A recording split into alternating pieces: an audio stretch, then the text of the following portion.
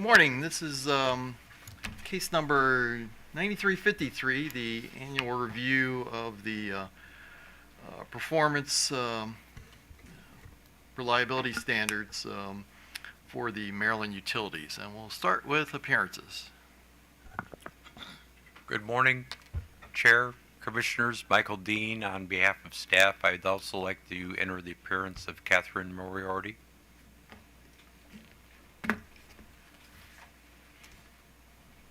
Actually, Good morning, Mr. Chair, Commissioners. Jeffrey Trout, Counsel to Potomac Edison. Good morning, Mr. Chairman and Commissioners. I'm Mark McDougall on behalf of Southern Maryland Electric Cooperative. Good morning, Mr. Chairman, Commissioners. Douglas E. Mike Keel here on behalf of Potomac Electric Power Company and Delmarva Power and Light Company.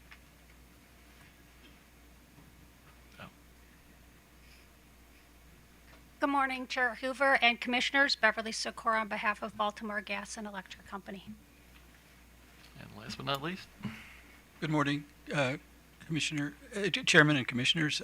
I'm Philip Sussler, Sussler, a newbie, so I figure I'd spell my name out, appearing on behalf of the Office of People's Counsel. okay, thank you.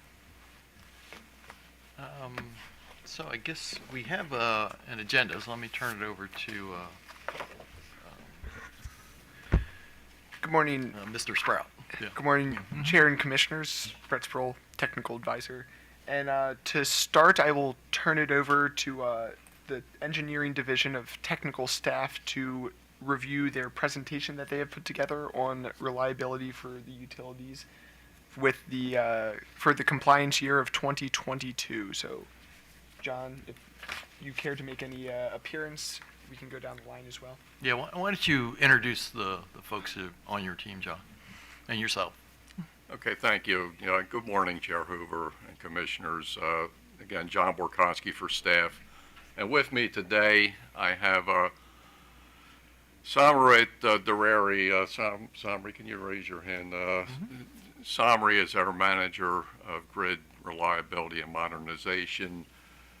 To the far left is Christopher Lowe, and to Samri's right is Latangia Bunch.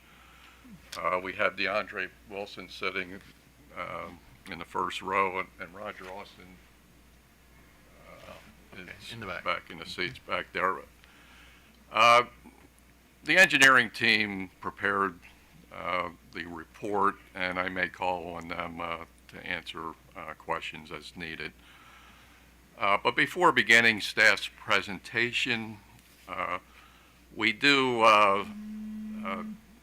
have a few errors that we noted in the report, and we'll be filing a errata after this hearing. One of the errors was on page 21 of staff's report, where we had a table 5, which was the 3-year average SAIFI and SAIDI, and that was incorrect in that we had some red shading in some cells that sort of indicated that SHMECO failed to meet its SAIDI and SAIFI in 2021.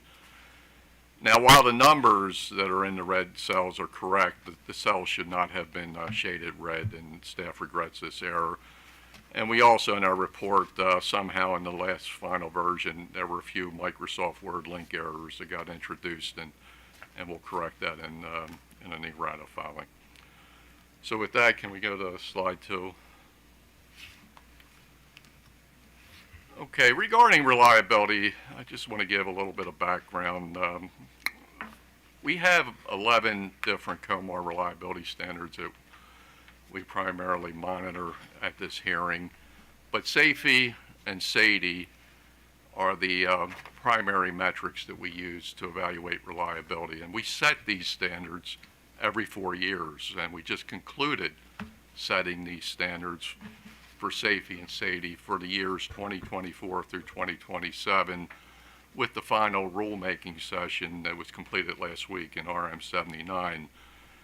Now, SAIFI represents how often customers on average experience an interruption in a given year, and it excludes something called a major event day, and I'll describe that a little bit later. And then SAIDI represents the total time customers on average did not have service in a given year, and we measure it in minutes, and that also excludes major event days or MEDs. Now regarding MEDs, utility safety and SAIDI performance depends on both blue sky reliability and also storm reliability. And in general, it's expected that there will be some variability each year in safety and SAIDI, primarily due to the frequency and strength of the storms experienced. Blue sky reliability is much more static, if you will, but we do get variability from the storms. Now, our COMAR standards in Maryland, following an industry best practice, exclude something called major event days, or MEDs. And MEDs are really outliers. They're statistically anomalous days, so we exclude them from the reliability results to avoid distorting the data analysis trends in any given year. And any day which does not meet a certain statistical threshold is removed from the data and replaced with an average. And staff's report describes this methodology a little bit more detail, but it is based on industry best practices, and it is part of our COMAR standards. So with that explanation regarding the slide for SAFE, again, SAFE represents how often customers on average experience an interruption in any given year, excluding MEDs. And as you can see from this 3-year SAFE trend chart, only Delmarva has improved SAFE in 2022 as compared to 2021. And from a 3-year perspective, there hasn't been a significant plus or minus 0.1 change in SAFE for any of the electric companies, except for SHMECO, which you could see went from slightly above 1.0 SAFE in 2020 to slightly below 1.3 SAFE in 2022. So it's been relatively constant, plus or minus 0.1 SAFE, except for SHMECO. Next slide. Okay, SAIDI, again, is the total time customers on average did not have service in a given year as measured in minutes, and also excluding major event days. And we have the 3-year trend chart for SAIDI, and all 5 electric utilities show some degradation in SAIDI since 2020. However, only SHMECO and Potomac Edison have more than a 10-minute SAIDI degradation over that period. And as was with the case with SAFE, all the electric companies made their COMAR SAIDI standards in 2022. Next slide. Okay, this slide's a little bit busy, but it represents all 11 reliability standards that we monitor at these hearings. These are in COMAR. And this year, only one COMAR standard was not met, and you can see that in red. BG did not meet the repeat multiple device activation standard. But notwithstanding, this year, 2022, or the reporting year 2022, was one of our best service quality and reliability standard compliance years on record. In the decade that we have been performing these hearings, we have never had a single year where all the standards were met. So one is almost there. By comparison, we also had one non-compliance issue at last year's hearing, and then we had 3 non-compliance issues in 2020. Now, I've already discussed SAFE and SAIDI in the first 2 columns. The standards are indicated in the white cells, and the green cells indicate the actual performance measurement. So I'll focus my attention on the service interruption standards, which are to the immediate right of the SAFE and SAIDI standards. all the electric companies met the service interruption standard of restoring 92% of their customers experiencing sustained interruptions within 8 hours during normal conditions. And a second service interruption standard is a standard that only applies to major outage events. And we have a slide a little bit later where I'll discuss that in more detail, but only 3 of the 5 electric companies experienced major outage events or MOEs in 2022. And all of them met the service interruption standard of restoring 95% of their customers experiencing sustained interruptions within 50 hours during a major outage event. Now, just a word about major outage events, because you heard me talk about major event days. A major outage event is different from a major event day in that there's a different criteria for measuring a major outage event. A major outage event is defined as any interruption event that results in at least 100,000 customer outages or 10%, whichever is less. And those outages should be interrupted for more than 24 hours. And there are certain reporting requirements that go along with having a major outage event. And again, I'll discuss major outage event performance in more detail a little bit later.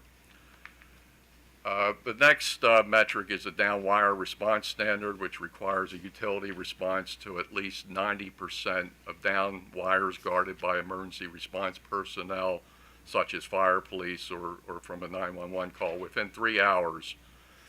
And as can be seen from this chart, all the electric companies met this standard in 2022. The next 2 columns reflect customer communication standards, and all electric companies met their customer communication standards of answering 75% of calls within 30 seconds, as well as keeping annual abandoned calls to less than 5%. So we have a column for vegetation management standards. I need to explain this column a little bit. Regarding the standards as displayed in the white cells, all of the utilities that are shown here are now on a 4-year trim cycle.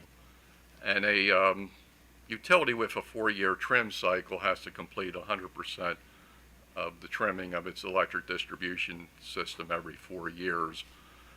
But after the first year, they only need to have trimmed 15%. And after the second year, they only need to have trimmed 40%. And after the third year, they only need to have trimmed 70%. So the fact that you see different numbers for Delmarva versus the other utilities indicates they're in a different year of their trim cycle. Delmarva is in the first year of their trim cycle. The reason they got off cycle is that they actually accelerated some of their trimming a few years back. Because they wanted to achieve some reliability improvements. So now they're on the first year and they're measured with the 15%, whereas the other utilities are on the second year of their trim cycles and they need to have at least 40% of their system trimmed since the last cycle. And as you can see, all 5 electric companies met or exceeded their minimum vegetation management requirements in 2022. And combined trimmed a total of over 6,500 circuit miles across the state of Maryland last year. Okay, next. Sorry, I thought I was going on to a new slide. Okay, next column. We have a standard called a Multiple Device Activation Standard, or MDA.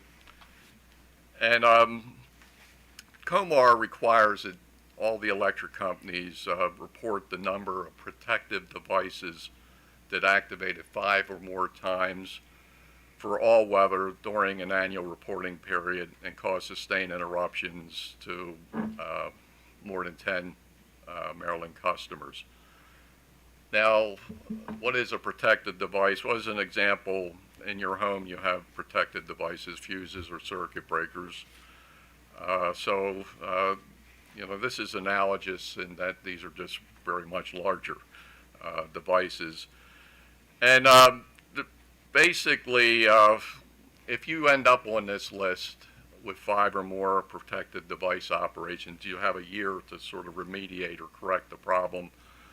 And after this remediation, you really shouldn't end up on the MDA list in either of the 2 subsequent annual reporting periods.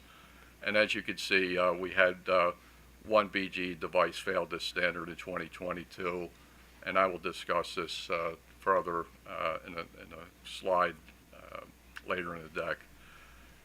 And the repeat poorest performing feeder standard, we call it PPFs for poorest performing feeder, but for each utility, feeders or circuits with the poorest reliability are identified as those circuits that have performance that's 250% or more above the utility's system-wide safety and SAIDI. And they have some exclusions, which I won't go into. But the standard requires that no feeder should appear on this PPF list 3 years in a row. And basically, you can see all the utilities passed that this past year. I mean, utilities did have poorest performing feeders, but none of them had repeat poorest performing feeders, which is what the standard is based on. And finally, all the electric utilities completed at least 100% of their planned maintenance in 2022. So that's an overall view. Let's get into just a few more specifics. Next slide. Okay, since we had 1 failure in 2022, it was with a BGE experienced an MDA failure or multiple device activation failure for a fuse. That's a repeat from 2020, and they submitted a corrective action plan, and they stated that the outages that they were experiencing were due to vegetation, lightning, and overhead conductor deterioration. And as a remedial measure, they undergrounded about 1,200 feet of this of the overhead wire affected with, overhead wire associated with this feeder, and that was completed in January. Now, what we typically do with failures is we'll review the remediation. Was it successful in next year's report? So, but we did agree with BGE's corrective action plan. Next slide. All right, I mentioned earlier about major outage events. Actually, 2022 was a rather unusual year in that we had 5 major outage events from 4 different storm events. And by comparison, we had no major outage events in 2021. And we did have 3 major outage events in 2020, but that was all due to 1 storm, which was Tropical Storm Isaias. So with all these major outage events, staff performs a review of the utility reports, and it involves many different factors, but this table only describes some of the key metrics that we monitor with these storms, namely the storm duration, which varied anywhere from 4 to 6 days for the various storms, and the number and percentage of customers affected, the service restoration percentage after 50 hours, and also the guarded down wire response percentage in 3 hours. I want to be clear that no utility failed any of the major outage event performance standards in 2022. However, staff would like to see the utilities perform better than 95% restored in 50 hours for each major outage event. And we'd also like to see the down wire response above 90% in 3 hours for each major outage event.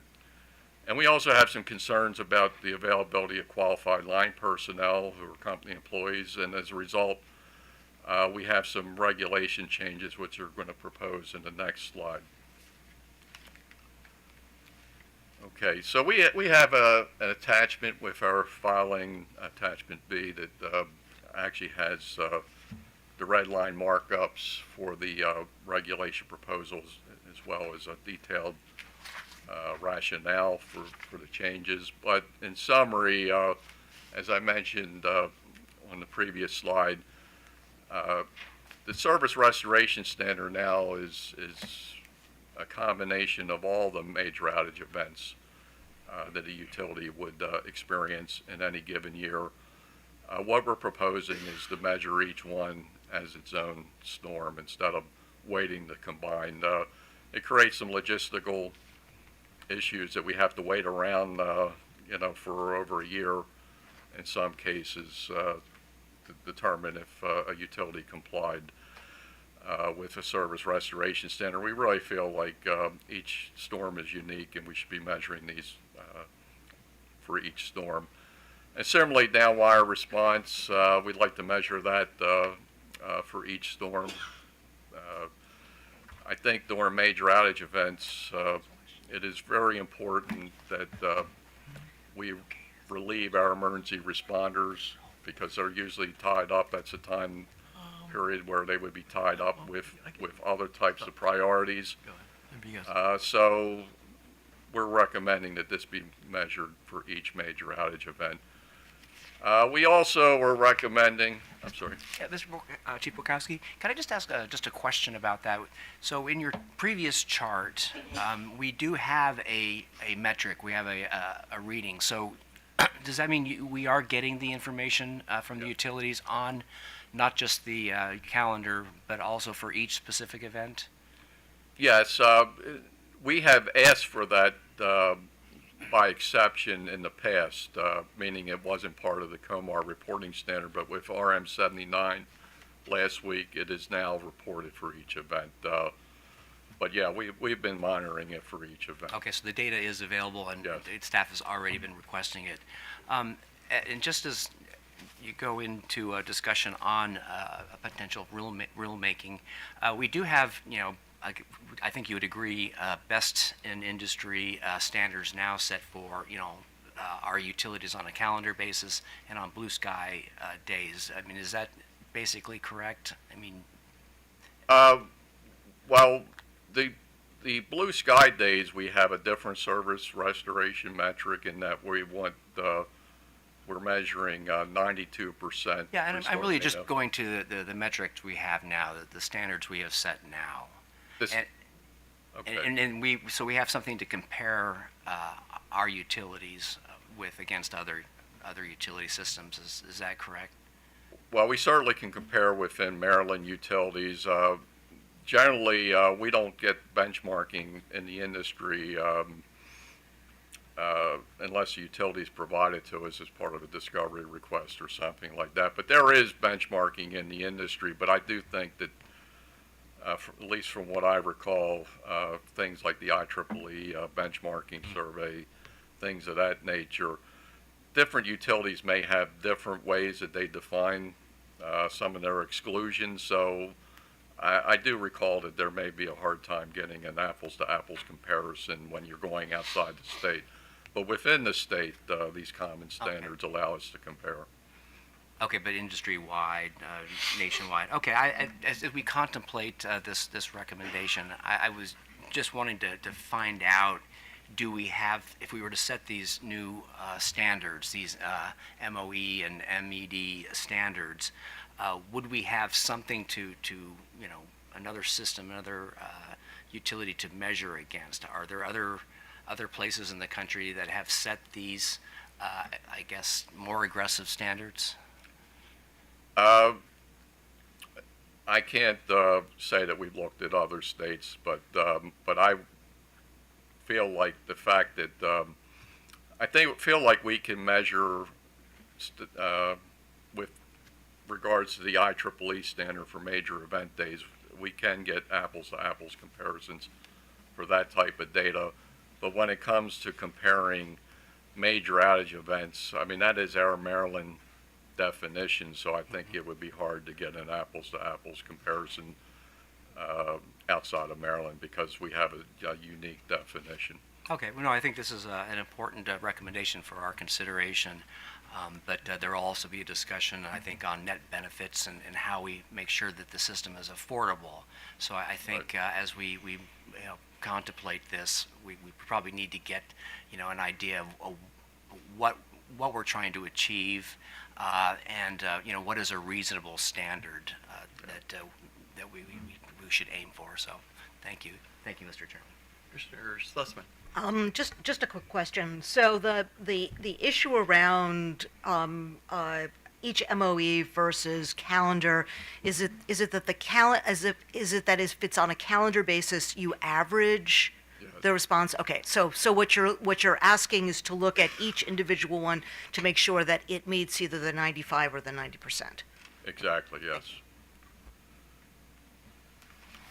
Yeah, I feel like, especially last year, you have to wait a long time to figure out if a utility is compliant if you're measuring on an annual basis, because, a storm happens in July or August. You don't get the results for the year until the April 1st filing, so it's a long time to wait. And I feel like it's important to meet these on a per storm basis, and I don't feel like we should have to wait for a whole year. I mean, for most years, utilities only have one MOE, and you still have to wait. In this particular year, we had one company that had 3 MOEs, was able to average, but I just feel like, from both common sense and a logistics perspective, we should be measuring each storm on its own merit, each storm performance. Now, the utilities may have different perspectives, of course, and we know they often do. And, staff in the past, at least with some of the engineering division efforts that we've recommended, we like to put forward a straw man first and then get the utility feedback. And that's all we're asking for here. We had a very successful completion of RM79 last week, where, similar to what we're doing here with our proposal in attachment B, we made a proposal. The utilities and other stakeholders, including OPC, provided their feedback. We adjusted, and tried to achieve consensus. And I think RM79, was sweeping in the number of changes that we made. This is a much more targeted area. We're not asking for sweeping changes. We're only asking to look at the major outage event criteria.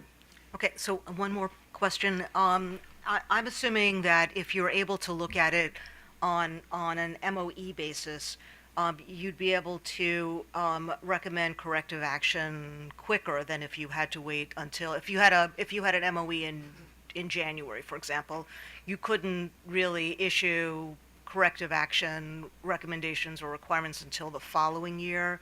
Is that?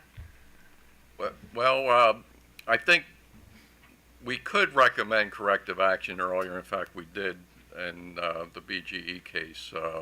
There was a letter order from the commission several months ago regarding their July and August storms, where we asked for corrective action in a couple different areas. However, we can't really determine compliance and recommend civil penalties for, if warranted, for, until we really get to this hearing, basically, for those MOEs from last year. So, that's one thing that I think would be different with our proposed regulations, is we could recommend both the corrective actions and any associated civil penalties, if warranted, much earlier than having to wait around until we determine that a utility was compliant or not on a calendar year basis. So, and really, by the time you get to this hearing, most people have forgotten about last year's storms. So it's not as, it's not as timely. You want to be able to take action sooner, at least in my opinion. Okay, I think we've covered most of this slide, except I will say that we also had a concern about qualified line personnel, and the only thing I'll mention about qualified line personnel is that there is no standard right now, and the storms that we reviewed qualified line personnel availability for last year, all were during peak vacation periods. We were in the middle of summer, or we were in the Christmas holidays with the winter storm Elliott, and we saw a lot of unavailability, above 20% for the utilities, and we really feel like there needs to be a standard. We're recommending 20%. When we get into discussions with the utilities, we can get some counter proposals, but we really do feel like because of the fact that 4 of the 5 MOEs last year, we saw high levels of unavailable qualified line personnel, that we really should focus on that with a standard. And to that end, we've recommended that in Appendix B. So, Actually, before you move on, Commissioner. Yeah, I wasn't going to ask a question until you mentioned that about line personnel. I mean, you yourself started, in high school at the front lines, and is this? I mean, obviously we can establish a standard, and the utilities will have to meet it in some way. But isn't this just a part of an overall societal problem of young people? I'm not going to just tag young people, but of people who don't want to get their hands dirty. And is this perhaps an issue that ought to go and be elevated more to the legislative level than? I don't know. Yeah. I mean, what is the ideal solution to this? Because this is a big meta problem in our society. Commissioner Barbe, I really haven't thought about societal impacts and influence, and to me, this is something that really we want to have within utility management. Should be able to set the rules in their utility and control that, and I do agree that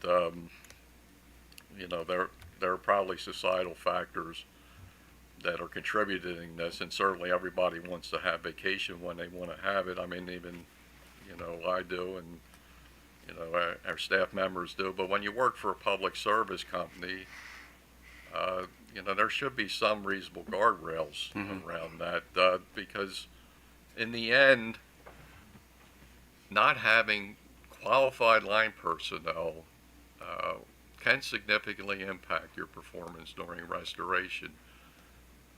If you bring in external crews, they're not going to be as effective as your own qualified line personnel who know your systems, have your mobile data devices that they can receive work orders on, and basically not rely on crew guides, because usually utilities have to break off their own crews to be crew guides to shepherd these external crews around. So in the end, it contributes to a higher cost for restoration of these storms. It contributes to longer duration storms, because you've got to peel off people, as I mentioned, for crew guides, and I don't know that because of these crews not being familiar with the system, they're not as effective as your own crew. Well, so I do think that there needs to, it's a contributing factor to storm performance, and I would like to look at it. Well, I would certainly be supportive of establishing standards here, but I'm also going to call my old friends in the legislature and tell them that they need to do something as well. Well, Thank you. let me follow up on that, though. So these storm events were ones where they were predicted somewhat in advance. These weren't surprise events, correct? I believe that the July 12th thunderstorm was not, Okay. the severity was not predicted in advance. However, Winter Storm Elliott, there was advance warning on that one. So part of this is, I mean, obviously, it happened at an inopportune time, right around the holidays and things like that. But again, you can't, you have to deal with the weather when it comes. So, but the utilities have fairly sophisticated weather prediction capacity, to see that what's coming, across the country. Utilities do have their own forecasts and forecasters, and they can see several days ahead. But I think when it gets down to it, though, this is actually probably something that happens a year or at the beginning of the year when they ask for vacation schedules. The utilities should ensure that they have qualified line personnel by looking and scrutinizing the vacation scheduling. So I agree there's a component that is a couple days ahead, because you can always go out and, pull crews back from, taking time off and things of that nature in that several day ahead look. But I think it's probably more effective to look at this at the beginning of the year when you're granting vacations for your line personnel. And I want to be clear, we're not talking about contractor personnel. We're talking about company crews here. That we feel like there needs to be some standard that's applicable. Okay. All right. Thank you. Okay. I'm going to go on to the next slide.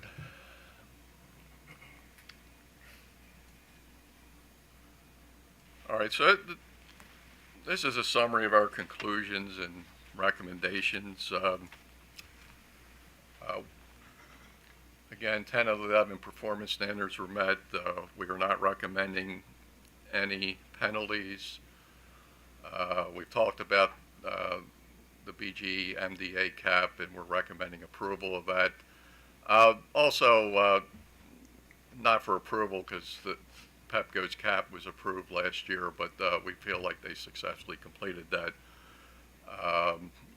So that's just noting their successful completion.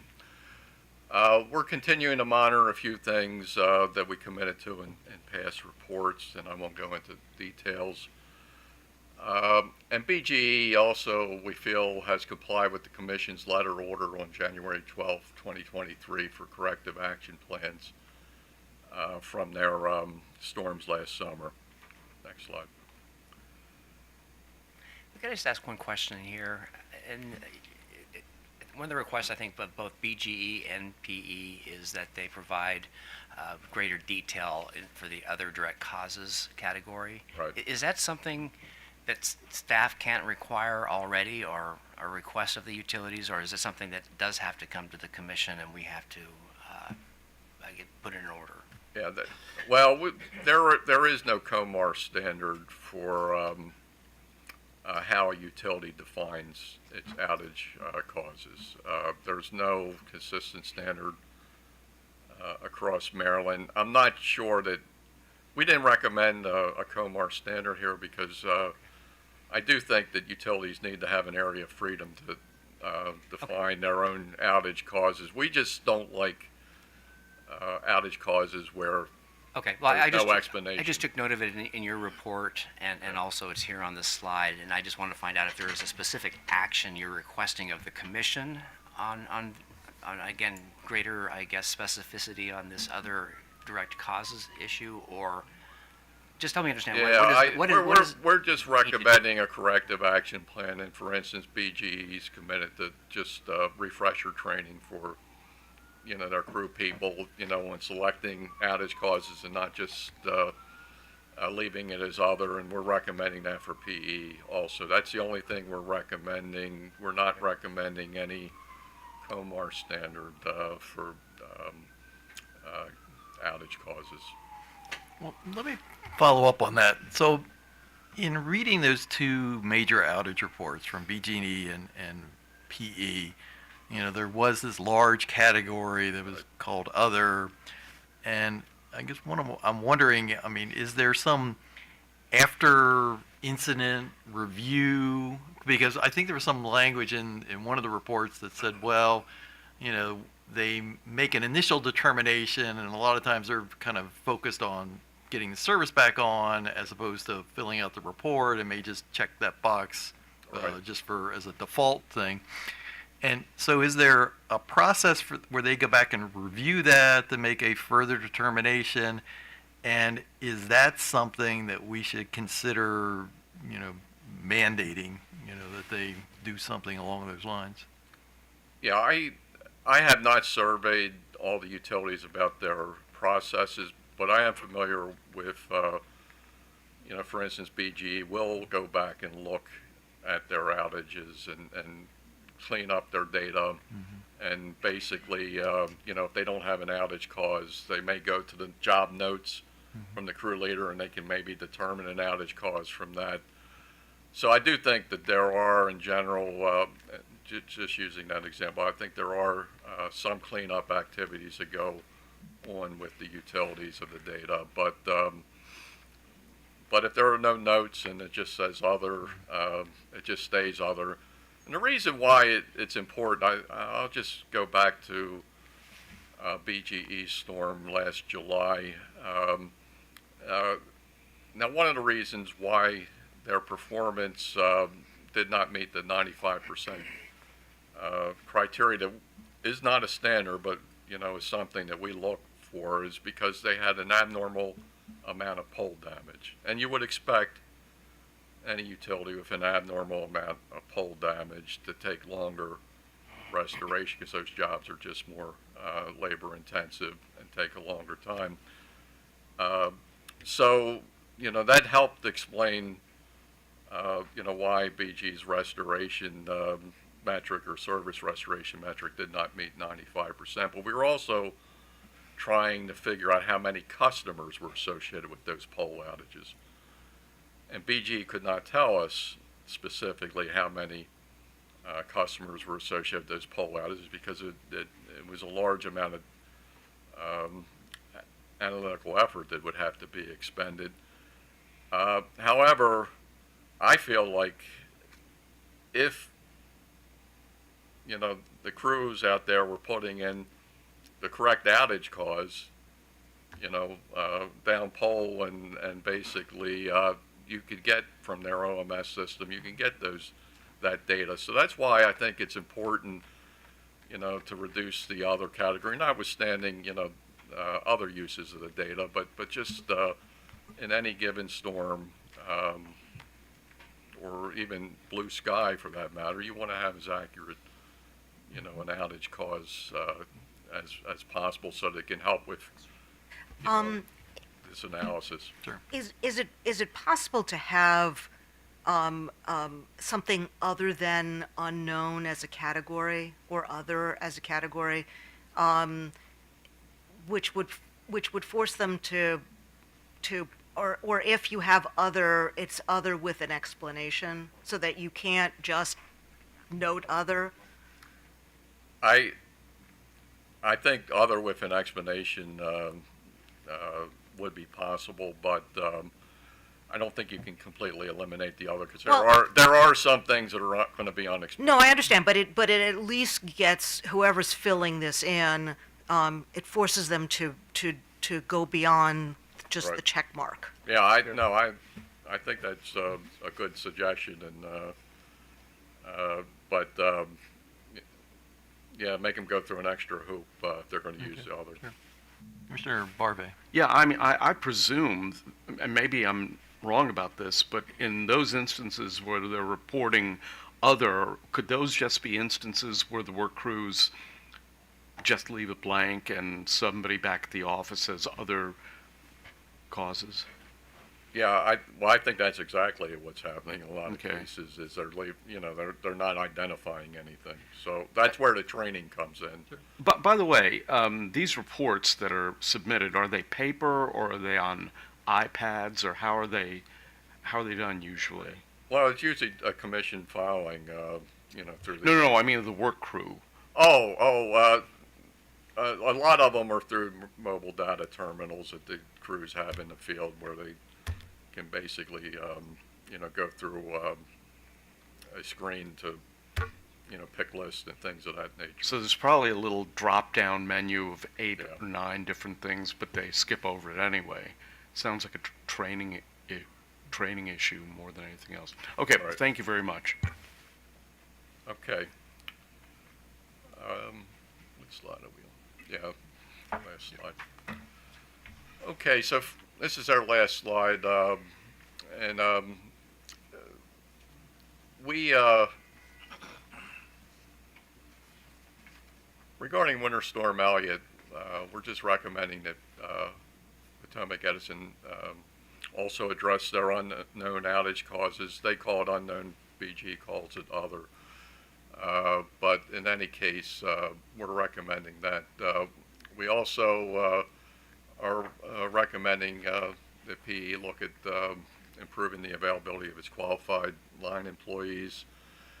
And for both BGE and Potomac Edison, we're recommending looking at their downwire response during MOEs.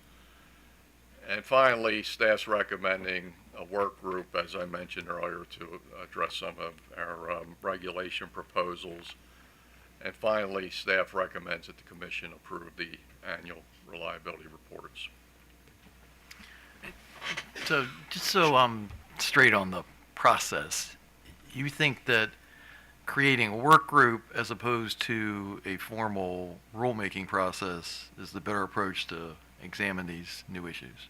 Yeah, typically, we like to get the stakeholder feedback. Okay. And then staff would petition the commission for rulemaking. That's typically the process. Okay, that's fine. So, Chair Hoover, I believe Commissioner O'Donnell has a question. yeah, I was going to say, I was actually going to start with Commissioner O'Donnell for any questions that for staff. So go ahead, Commissioner O'Donnell. Thank you, Mr. Chairman. Chief, was there any indication that BG&E's worst performing standard or PEs for that matter had anything to do with missing routine scheduled checks like we've had problems with in the past? Commissioner O'Donnell, we didn't specifically tie any performance directly to maintenance standards, except to say that all the utilities met their maintenance standards, so there was really no further analysis. So you're telling me there were no missed routine checks? Correct. All right, very good. Thank you. Commissioner Richard. Anything else? No, thank you, Mr. Chairman. I think most of my questions were asked and answered during the presentation. I guess again, so the major request though of us is to authorize moving forward with a work group. Is that correct? Okay. Other than that, is accept the reports. Accept the reports, form the work group to look at the rules, and also Winter Storm Elliott. There are a few corrective actions that we're recommending for BGE and Potomac Edison from that. And would that come out of the work group process, or? No, I think that that does not need to be discussed further in the work group. That would just be your decision. Okay. And as far as the work group, this is a standing work group. Does it already meet routinely, or is this something that has to be convened by the commission? We have a standing work group, if you will. It's the RM43 working group. We haven't met since we promulgated or recommended or proposed the the rules that were just approved in RM79. So, although routinely some of the people have probably changed because it's been over a year since we've gotten that work group together, we would start with that. Okay. Yeah, I just asked that question because maybe when we have a chance to discuss the commission with my colleagues, figure out is there maybe a reason that we should just grant the staff the ability to move forward when you feel you need to, or you should, or there's a reason to fully bring people together? Because, again, some of these things, I believe, shouldn't wait. It should be something prerogative of staff to be able to initiate some of these things. But that's just a personal opinion, and something I would like to talk to my colleagues about. Okay. All right. Thank you. Thank you, Mr. Chairman. Commissioner Barbie, any questions? I'm fine for right now. Commissioner Sussman? Yeah, just a couple. Chief, so as you know, I'm new to the commission. I'm much more familiar with the NERC process and the NERC standards. So the 11 standards that you've identified in the presentation, are there more than 11 standards? And these are just the major standards that you review? Yeah, we have a number of regulations, but these are the standards that lend themselves to measurement better than the others. There are a number of standards for reliability, for compliance. To some extent, though, I mean, these are the ones that can be measured. Okay, thank you. And as I'm sure you're aware, NERC has been going through a process of reviewing all of their standards to sort of incorporate the risk-based approach. And they're looking to see if there are standards that need to be modified or in some instances retired. Has there been some similar process in Maryland to take a look at the standards to see if they reflect the changes in the industry, and the addition of new players in the industry, to the extent that we start to electrify more? Are the standards the right standards? Do they need to be modified? Do they need to be adjusted? Maybe some retired or new standards. Have we done sort of a similar exercise? We, Commissioner Sussman, we do not have a periodic review of our standards set in any process that we have. We just, though, performed a comprehensive review of our standards in the last 2 years, and in that comprehensive review, we went back and identified all the various work groups that had been at play, directed by the commission over the last decade or so, and we took a lot of those work group recommendations and we turned them into regulations. Okay, the we, do you mean staff plus utilities plus Okay. OPC, Okay. we all work together to update our regulations. I mean, we had regulations like from the estimated time of restoration work group finished in like 2013, maybe 2014, and we still hadn't codified their recommendations.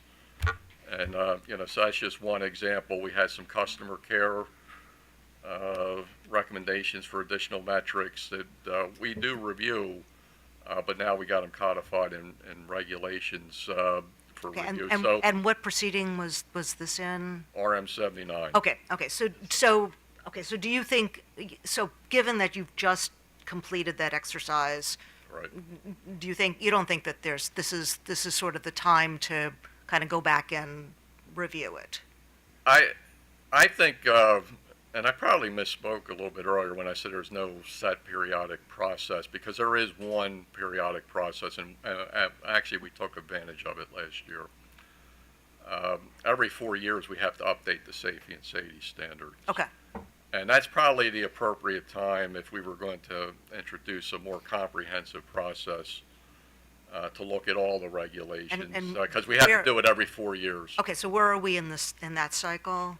We will not do that again until, essentially 4 years from now, but then we have to start about at least a year ahead of that. So I would say, we're 2.5, 3 years from starting that comprehensive review if we were to incorporate that as part of our Okay, future process. that's helpful, because you don't want to be doing something now and then have to do it again. Right. Okay. That's- Yeah, and I think that's, I mean, even this particular regulation proposal is something that could be tabled for the next, cycle, but we feel like it's important enough to pursue now. And, if utilities or OPC comes up with, or Montgomery County is usually a very active stakeholder with us, if anybody wants to propose other regulations, we would consider them while we're doing this, but, really staff's intent is really just focus on the major outage event regulations. Okay, thank you. Any other questions?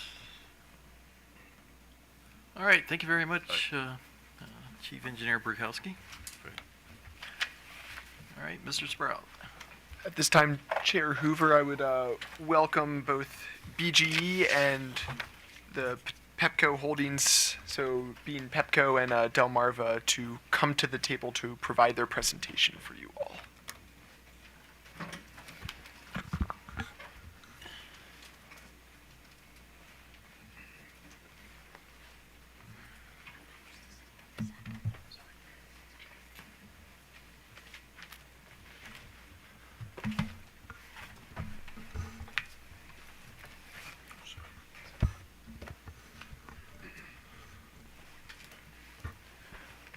With that being said, I would recommend starting with BGE if you all are ready to present. Certainly. Good morning again, Commissioners. Beverly Sikora on behalf of BGE. Good seeing you again so soon. With me, I have Michael Butts, who's the director of our engineering group for the electric division.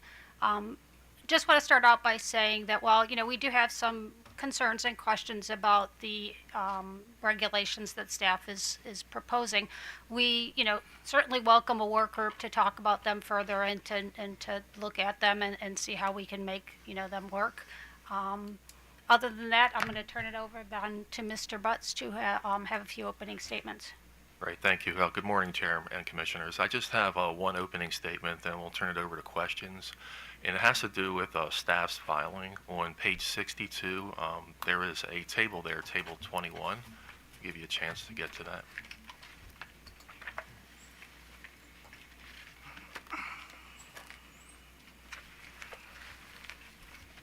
Table 21, I take it.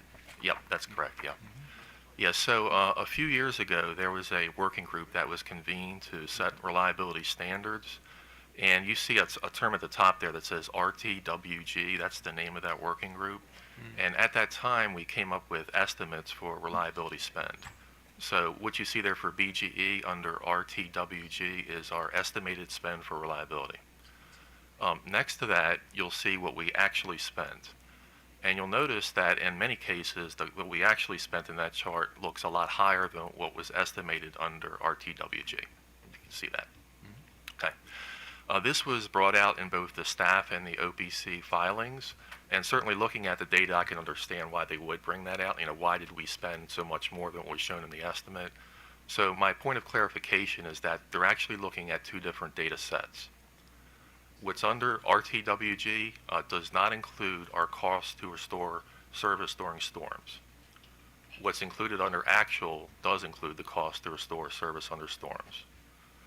And depending on any given year, if you have a lot of storms, that cost can actually be pretty substantial. So if you look at 2022, for example, you'll notice that the actual is much higher than the RTWG. That's because we had 3 major storms that year, and there was a significant expense involved. So if you take out the storm cost, the actuals are much closer to the RTWG estimates. And I just wanted to point that out for the group. And I can certainly understand why staff and OPC would have come to their initial conclusion. So does Pepco do the same thing? Yes. Okay. Okay, and that's it for my opening comments, and we're happy to answer any questions.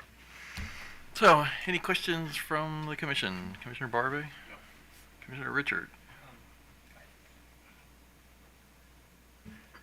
I don't think I appreciate you actually just starting with that explanation, because I was going to ask you about the concerns raised by OPC. So these capital expenditures include expenditures that go into restoration of service. That's right. Can you give me an example of what that is? Oh, sure. Yeah. So in 2022, we had 3 major storms. So it includes the cost to restore service, and I should clarify the capital cost. Yeah. That is a capital chart that you're looking at there. So, yeah. So that would be an example. Okay. Yeah. And as you can imagine, major storms are quite expensive to restore. So when you take out those, when you add in the capital cost, that's why that particular year looks so much more than what the estimate was originally. That didn't include storm estimated cost. Okay, so that type of cost would be, I guess, replacement of like power lines and poles, and Oh, sure, yeah. so it's just that those assets. It's our internal crews, and that in those particular storms we did bring in external crews. It's the cost for those external crews to help us. It's replacing the poles, putting up wire, etc. That kind of thing. All right, so that would explain the 57% and 48% between BG, Pepco, respectively, as to why you exceeded your estimates. Well, I will say I can only speak for BGE. I can't speak for Pepco. Okay. Yeah, I'd have to have them respond. Okay, great. Well, thank you. Appreciate that. Sure. Thank you, Mr. Chairman. Commissioner O'Donnell, do you have any questions? Or, No, sir. Thank you. I'm good. Commissioner Sussman? All right. Well, so there's an old saying that all politics is local, and I suspect that reliability is local too. So I actually want to ask you, what about an event that occurred last month in Annapolis, a fairly wide-scale outage in Annapolis and Anne Arundel County? Now, this may be a subject for next year's, process, but I guess I'd like to get some explanation about what happened. My understanding from what I was told from our engineering staff, and I guess they got it from you, was a failed feeder and some other things. And the other question I have is, it struck me that, and this is anecdotal, I'll admit that the restoration times varied fairly widely. Some people were out for a couple hours, some people were out 3, 4, 5 hours. So I guess any explanation in detail you can offer on that? Yeah. I'm all ears. So I wasn't deeply involved in the restoration of that event, but I do have an understanding of what happened out there, so I'll share what I know. Okay. Okay, so Annapolis is supplied by 2 transmission circuits. Normally they would have 2 supplies, so that if you lost one, you always have the backup that can supply that area. But every now and then you have to do maintenance on our substation or on our circuits, in which case you have to take one of the circuits out of service temporarily while you do maintenance on the equipment. And that's for the safety of the personnel that are doing that maintenance, right? We tried to plan that very carefully, because we know that if a lot of customers are on one circuit, if we lose that circuit, we've lost a large number of customers, right? So what we do is what's called an HRE process. It's called a high-risk evaluation, which essentially is we look at the outage, we do inspection of the circuits, and we do our very best to make sure that we've taken every precaution necessary, that if we're going to put a large number of customers on a single supply, that we have it as reliable as possible before we take that outage. Okay. What happened in this case is that we did take the outage, so now you have a situation where Annapolis and others is on a single transmission supply, and then we did have a maintenance event where a cross arm broke on one of our poles that had the other transmission circuit, and that caused the outage. So that's why it happened. Now, to your point about why are some restored faster than others, and it all has to do with which customers are supplied on which feeders and which ties they have with other substations. If you happen to be a customer that had a tie with a substation that was in service, you could just switch over from the service that's out to that other substation, and you're back in service. And that probably happened for those few that were restored within a couple of hours. But there was a segment of it, because it was such a wide-scale outage, that there weren't any substations nearby to switch to, so they actually had to repair the event, repair the arm, put the transmission circuit back up before you could restore service to those customers. Does that make sense? Yes. Okay. And just to give a heads up to Pepco, I'll probably ask a similar question about the event that happened with your substation, I guess, a couple weeks ago. So, all right. Well, with that, I guess we'll turn to Pepco. So. Good morning, Mr. Chairman, Commissioners. Doug Mike Keel here on behalf of Potomac Electric Power Company and Delmarva Power and Light Company. I also have with me Dan Guy, a Senior Manager of Operations Analysis and Strategy. First, I'd like to thank the staff for their very thorough report, going over all the ins and outs of the reports that both Pepco and Delmarva Power made. We look forward to working with the staff in the working group environment on their proposed new regulations and providing our input in a cooperative way that we've done in the past, most recently with the culmination of the new RM43 rules that were approved last week. Let me preemptively answer some questions. I think Commissioner Richard had some questions about the costs in the table, and both Delmarva and Pepco do it the same way as BG&E, so you're going to see storm costs baked in there in those numbers. I don't have at the tip of my fingers what those costs are, you know, but that's the way we do it also. Let's see, with respect to the transmission, not the transmission, the substation outage, obviously, we had a substation go out, the Crane Highway substation, and it took a lot of switching and a lot of different things that we needed to do to get the substation back in place, and that's why it took so long. I mean, we had a fire, and obviously we'll give a deeper report to the chief engineer on that topic. But I think overall we were able to get customers restored in a fairly quick basis. Although obviously we always strive for a quicker return than a later return. But you have to look at safety and things like that. Okay. So, did your colleague want to offer any comments? No, I'm Okay. fine for now. Okay. Thank you. Questions from the panel? Commissioner Schlesman? No. Commissioner Richard? No. Commissioner O'Donnell, you have any questions? No, I'm good, Mr. Chairman. Thank you. Okay. All right. Well, thank you very much. And so I guess we'll move on to PE, right? Yep. Thank you, Chair Hoover. And now I would welcome both Potomac Edison and SMECO to the table. If we have enough chairs, hopefully both can both parties can fit.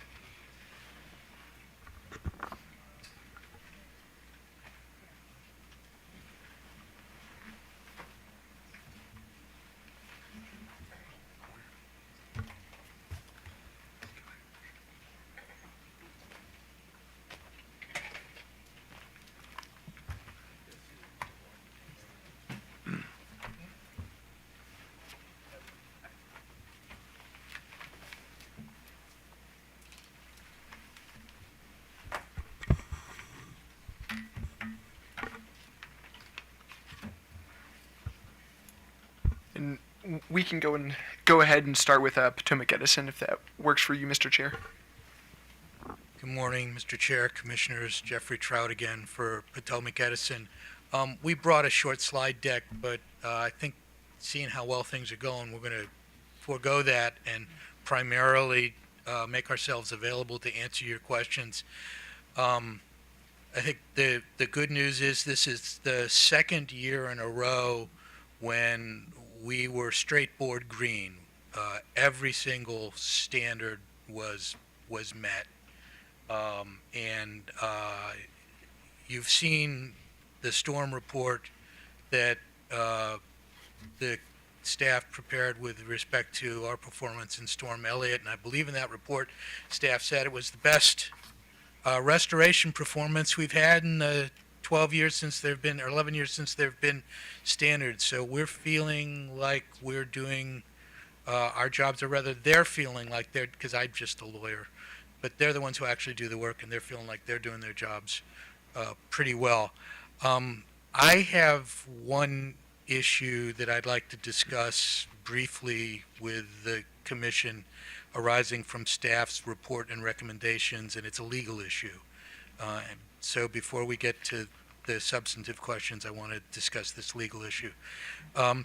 You heard from staff the three areas that they have asked Potomac Edison to look into as part of their report to you today. And we had already briefly discussed those issues with staff, and we have already briefly committed to staff, and I'll now commit to you, that we will look closely into all three of those issues. And since there's a high degree of overlap between those issues and the work group, which will be forthcoming, we will be providing input into the work group, among other things, about those three issues. So that's to my mind, and it is my recommendation to you that you accept from us our voluntary commitment to look into those three issues in detail, the commitment that I am making to you now. It is my respectful request that you do not order a corrective action plan, because a corrective action plan is something that is imposed upon a utility that has violated the standards. And I went and I looked at the regulations that are relevant here, which is COMAR 2050-1206E, which says in pertinent part that a corrective action plan will be performed by a utility that, quote, fails to satisfy the standard with respect to storm response. And it is abundantly clear from staff's report that we did not fail to comply with any standard with respect to storm response. So the aspect of the staff's recommendation here, not the substance of it, which we agree with and we're telling you we will do, but the form of their recommendation is to say, you're not guilty, but we're sending you to jail anyway. And I was joking with Mr. Bukowski before the hearing started that I was going to compare him to King James II, who got chased off the throne of England back in at the end of the 17th century for doing exactly that. Somebody would be found not guilty, he'd say, too bad, you're going to jail anyway. So respectfully, it is not appropriate to impose by order a corrective action plan when the company has not violated a standard. And it is not necessary in this instance as a practical matter, because you have our commitment to do what we would have done if you ordered us to do a corrective action plan. So please, do not issue an order where you impose a corrective action plan on us in those words, because you will force a legal confrontation that I think we all would like to avoid. So, I'm sorry to get all lawyered up on you about this, but it is something, I do care about the forms. I helped write these regulations, and they're supposed to function in a particular way. Anyway, so that's me being bad cop. Now I'm going to turn you back over to the good cops. And Okay, so unless, just a question for the bad cop. Yeah. So can you refresh my recollection about what the corrective action plan that staff is recommending that you institute? so if you go to staff slides, it's either the second to last slide or the last slide. They said 3 corrective action plans for Potomac Edison, one of which they also suggested for BGE. BGE is not my client, so I'm not telling you what you can or should do with respect to them. But the principle is the same. You don't impose a corrective action plan on somebody who hasn't violated a standard. It's just, you don't send, when the jury finds somebody not guilty, which is what staff did in their report, you don't then send them to jail anyway. Okay. Okay. You fine? Yeah. Mr. Richard? Yeah, and I know I appreciate your your comments, and you always stir things up. That always makes it a little more exciting for these otherwise dry hearings. So, no, and I appreciate again you kind of making that I guess clarification, because I think one of the items that did pop up in the staff report I think is of concern, and that was the downed wire response, and I think it was the fact that it was down in the 60% level was something of concern. Now, again, I want to congratulate your company and all the companies for an outstanding year in meeting our requirements. But I think when something like that does come along, like a downed wire, which, as you know from the bench, many of the commissioners have spoken about the importance of making sure that we're on top of that, that we want to do our job in making sure that some action is taken. So I hear you that you recognize that that is a serious issue, particularly on the down wire, and that the company on its own will take an action because, again, it's not throwing you in jail. I think when these annual hearings come up and we identify something that's happened that is of great concern, that we don't want to just hope something takes place. So go ahead. Commissioner, I absolutely agree with you on the substance. We share your concern and interest, and the other commissioner's concern and interest, which has been expressed on more than one occasion with respect to this subject matter in particular. I think we are fully in accord with you and with the engineering division on the substance here. I just want to try to help the commission avoid what I regard as a procedural mistake that's embedded in staff's recommendations that could cause us all unnecessary work and grief when you will get from us the substance on this. Okay, fair enough, and I take the company at its word, but again, I think it'd be a little harsh on the commission if you were not to take that type of initiative that you're expressing today, especially on something as important as this. That's why we have these annual get-togethers on this issue. So that's just again one commissioner's thought. And again, I agree with you, and that is why I began by pointing out that we are volunteering to do this. Very much appreciated. Commissioner O'Donnell. Mr. Trout, I have to ask you, were you present at the Court of St. James when that? So, I learned to write history, which was my prior career, by reading the works of Thomas Babington Macaulay about the Glorious Revolution. So it's it's a time period I know a lot about, but no, I was not physically present when they chased James II off the throne. May he rot in hell. Very good. Okay. Commissioner Barbe. No, I'll restrain myself. So let me turn to PE's technical folks. You have any comments for us? I just have one. My name is Linda Moss. I'm the president of Maryland Operations for Potomac Edison. With me, I have Renee Tenney, Director of Engineering Services for Maryland Operations, and Dave Bedard, who's our Manager of Reliability and Asset Management. I have one comment to make, and it's in regards to the proposal around the qualified lines proposal. And my comment is this. We disagree with staff's recommendation in this case and would appreciate having an opportunity to work in a work group to consider other options for that. We personally have, or Potomac Edison has, a collective bargaining agreement that outlines the number of qualified linemen that are allowed to take off on any given day of the week, as well as before and after a given holiday. So while we have that CBA already in place, that would, obviously we would violate that in order to meet the standard. It's taking those kinds of details into account, which is important, and again, we look forward to participating on a work group to address those concerns. Well, so I can follow up on that. I mean, I understand the problems with the collective bargaining agreement, but again, with the winter storms, and the hurricanes, they tend to be events that are predicted fairly long in advance, at least a few days or so. I mean, is there a way to carve out some process for dealing with these emergency situations that doesn't get you sideways with your collective bargaining agreement?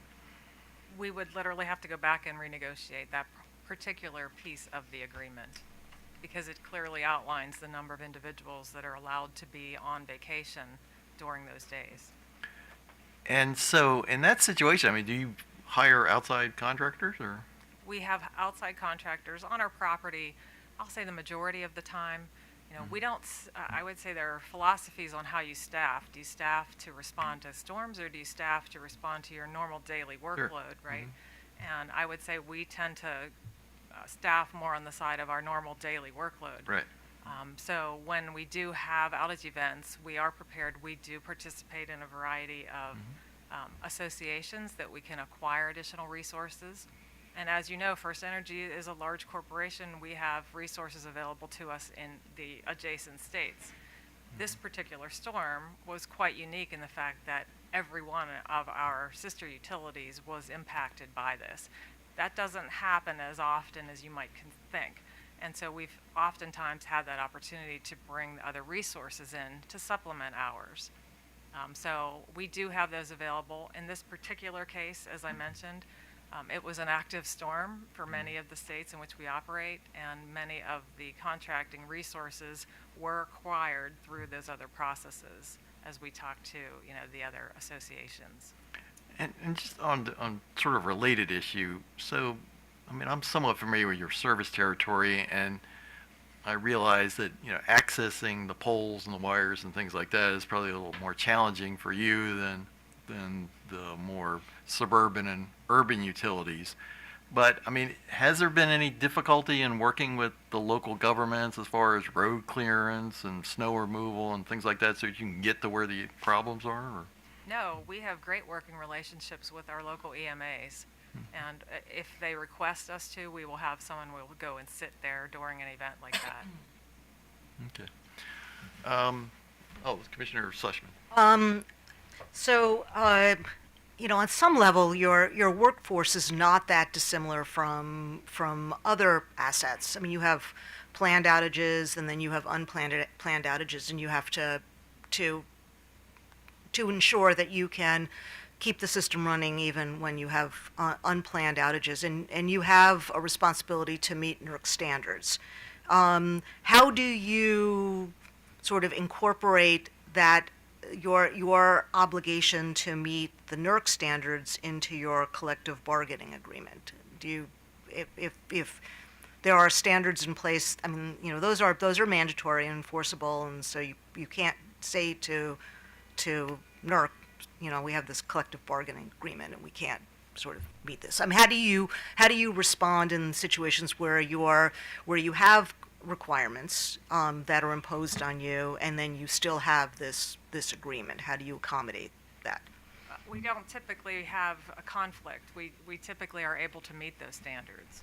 So this has really never been called out before, I would say, this particular event, in terms of the number of qualified line workers on our property. But what I'm saying is, anytime there's a new standard, you're always going to have a new obligation on you. There's always going to be a tension in how you meet those, and I guess what I'm hearing is you know, if the determination is made that it's important in Maryland to have in place the requisite number of people to be able to respond to a storm, and then the response is, well, we can't do it because we have this collective bargaining agreement.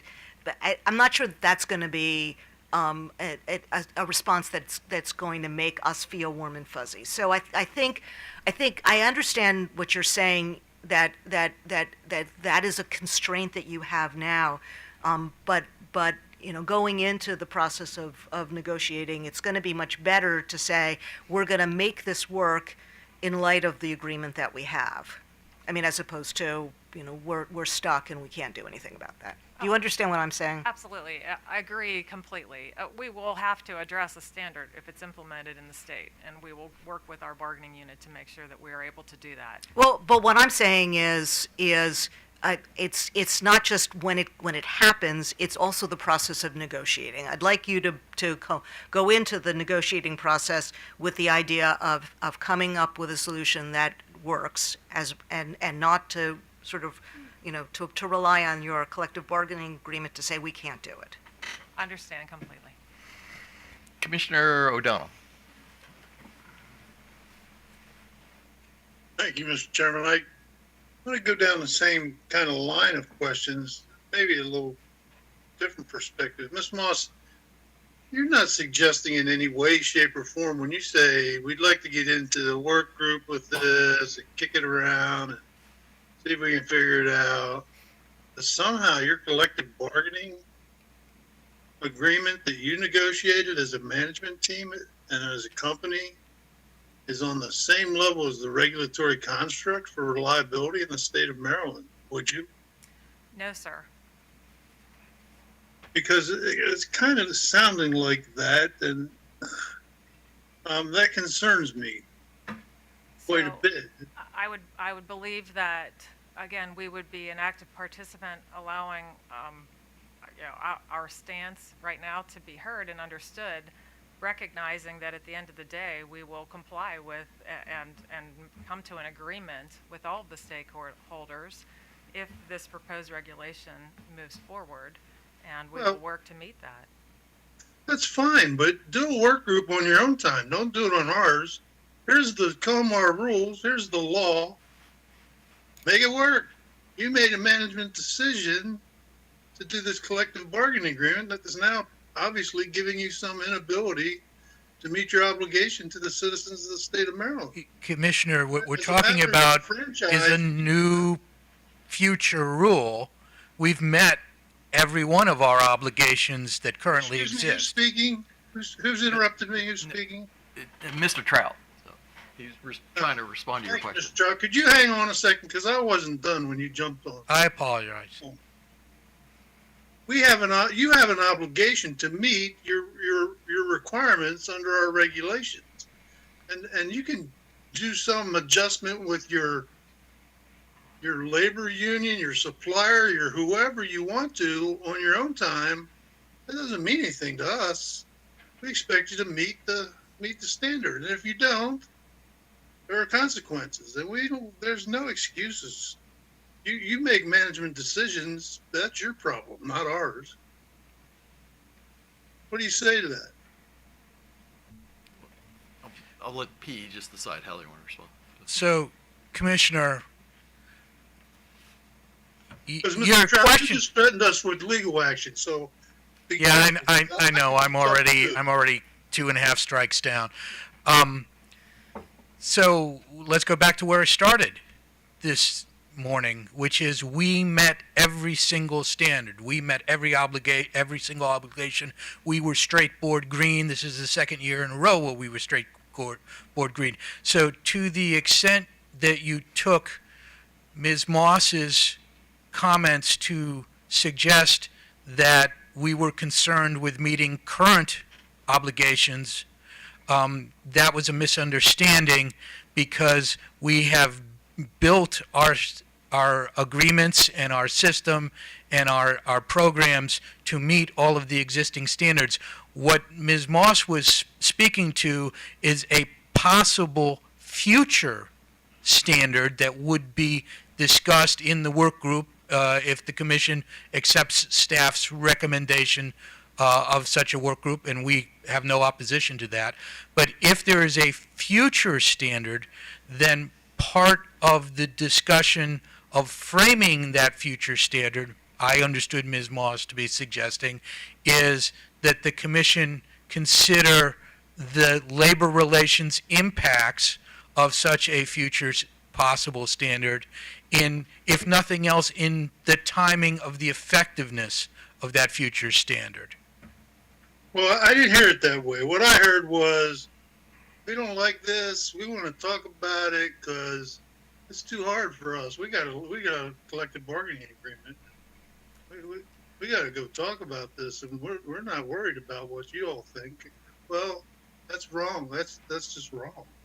And I apologize if that's how my comments were perceived. That was not the intention. Again, we would look forward to participating in a work group, and if these proposed standards become regulation, then we will do everything in our power to meet them. well, what I want to hear is, regardless of our collective bargaining agreement, which is giving us some grief right now, we're going to do everything in our power to meet your recommendations and standards now, not in the future. Agree. We will continue to obviously work with our bargaining unit group in order to meet every standard that's presented. Thank you. Any other questions for Potomac Edison? All right. So we'll now turn to SMECO and Mr. McDougall. Good morning again, Mr. Chairman, Commissioners. Mark McDougall on behalf of SMECO. I brought with me today 3 technical experts that will be available to answer the Commission's question. 2 of them have not been here before. I'd like to introduce all 3, however. The first one sitting at the corner of the table to your left is Brian Lazarchik. Mr. Lazarchik is SMECO's Vice President of Electric Operations and Construction. To his left is Marcia Huffin. Ms. Huffin is Manager of Customer Care for SMECO. And to her left is Herb Regal. Mr. Regal is SMECO's Vice President of System Planning and Distribution Engineering.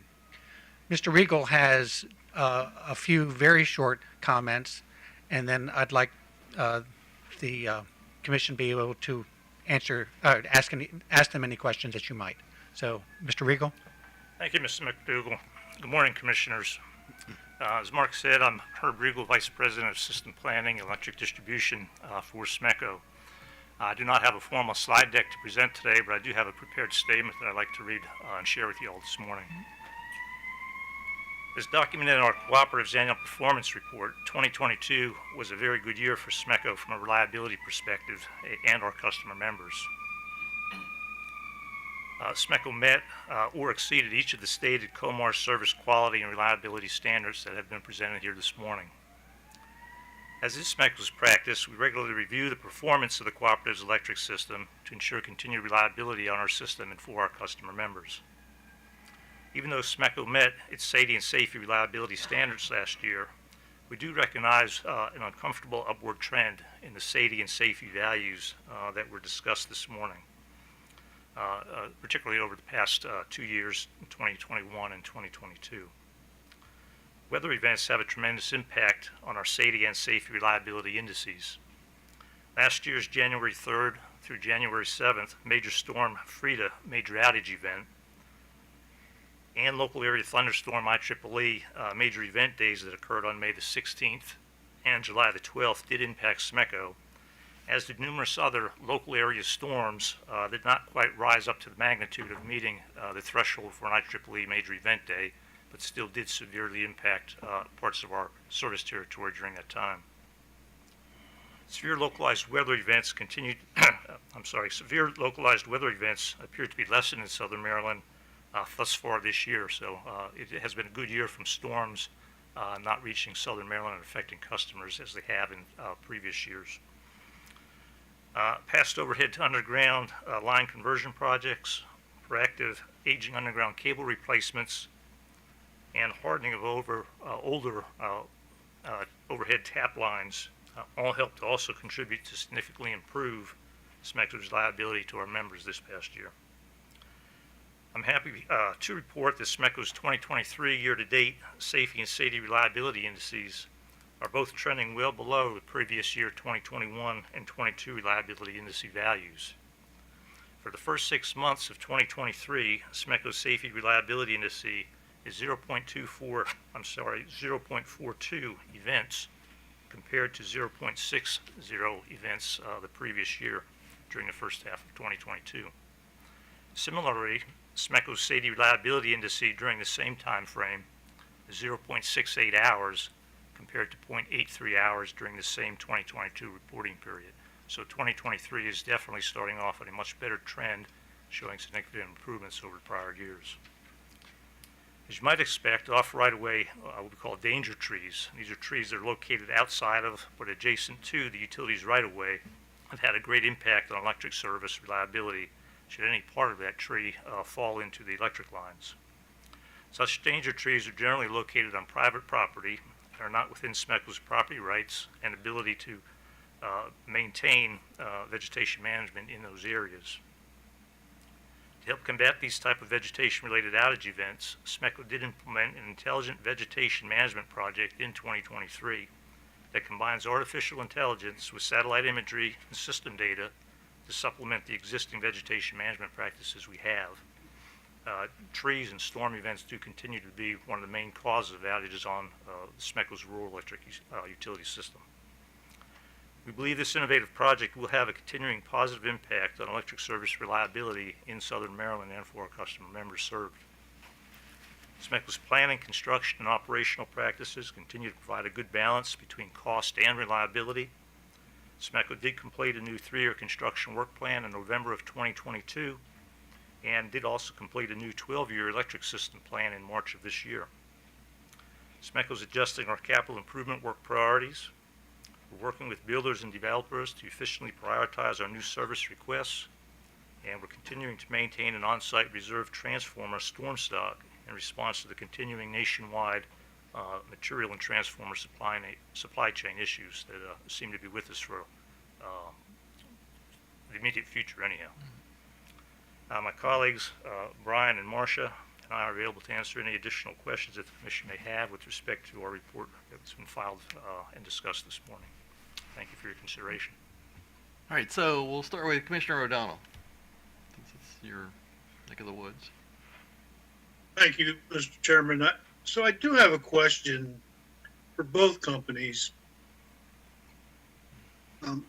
Later in the week, probably this weekend, temperature in the Mid-Atlantic region is being forecasted to reach maybe as high as 100, mid 100s. It is 104, 105, 106, especially in Maryland and the Washington, D.C. area. If that occurs, one, how might that fit into a major outage event? How, if the system is severely challenged? And two, what are your plans to deal with this from a reliability perspective? Because I've heard unless I've missed it, very little discussion of being able to meet system capacity, et cetera, in such extreme conditions. So if you could comment on both of those things, I'd appreciate it. Potomac Edison has no objection. We'll begin. Sure. Sure. That's a good question, Commissioner O'Donnell. Thank you. SMECO has seen our system load change significantly over the past decade. SMECO years ago used to be a traditional summer peaking utility, and we've seen trends change over time, and SMECO is now predominantly a winter peaking facility. The last time that SMECO saw a peak summertime demand was approaching 10 years now. All of our current system peaks have been during the cold vortex type winter periods. System capacity on SMECO's system seems to be handling itself very well during the summer months. We have a very robust system and have not experienced any capacity constraints at all within the recent summer periods that we've seen.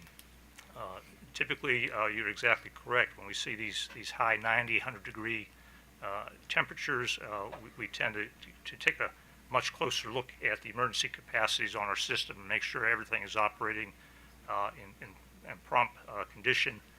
We review our maintenance activities, and we make sure that we have ample manpower on standby to address issues should they occur during that period. We constantly, on a routine basis, do review our distribution substations, our transmission lines, our distribution feeders, and local area protection devices to ensure that there is ample capacity, and look at related outage incidents and gather feedback from field personnel to try to proactively address any shortcoming or issue that is perceived during this time.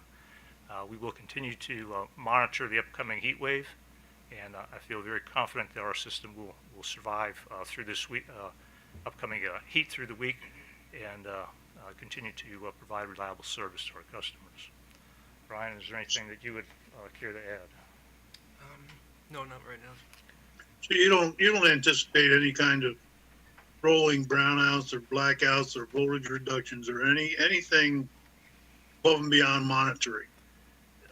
That's correct, and it's interesting. Just several weeks ago, we practiced our call SERP, emergency response drill.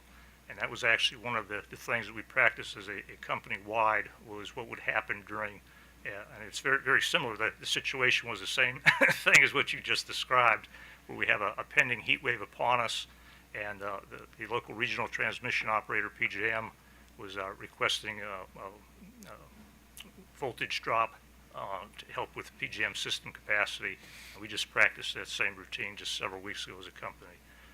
But we will continue to monitor the situation, continue to monitor PJM's commands, and we feel very confident that we'll come through this successfully. And SMECO? No, PE. That was SMECO. I'm asking what SMECO's response to my question, sorry. I'm sorry, Mr. O'Donnell, that was SMECO's response. Oh, okay. Yeah. PE, give me the other phone. I'm Renee Tenney, the Engineering Services Director for the Maryland operations for Potomac Edison, and I just want to provide a similar response. Honestly, as you heard from SMECO, we continually monitor our system. We know those areas that could be problem areas, and we are a winter peaking company, so a little bit different than some of the other locations. It may be summer peaking. We are winter peaking from a load perspective.